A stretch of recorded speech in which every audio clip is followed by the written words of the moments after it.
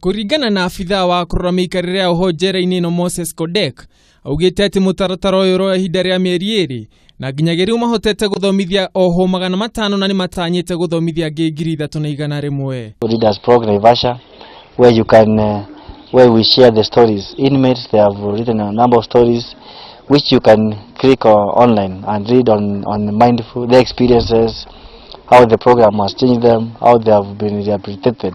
So they speak to the whole world because they cannot be out of prison, so they can speak to the broad. Ningi Kodek ni ugite ati ohwa ni matugiritie mubango na njira ya kuonania unyitaniri hari kugarura mitugo yao. Indeed, it's working because some of the techniques they are using, like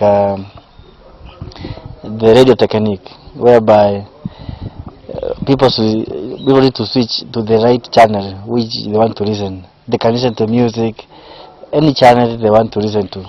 Mwena-ini wake James Monogora ni muhomore ugunikete na mubango uyu ni atugirite na njira nene mutaratara uyu akiuga ati ni ukoretwo ri wa kiguni muno miikarire-ini yao na andu aria angi.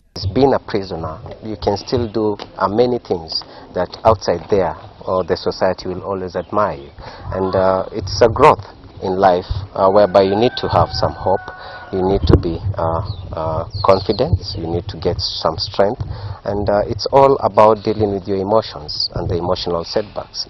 Mubango uyu uroretwo Mindful Program urongeririe kurora ugaruruku wa mitugo yao makiria hari guikarania na andu aria angi na njira ya thayu.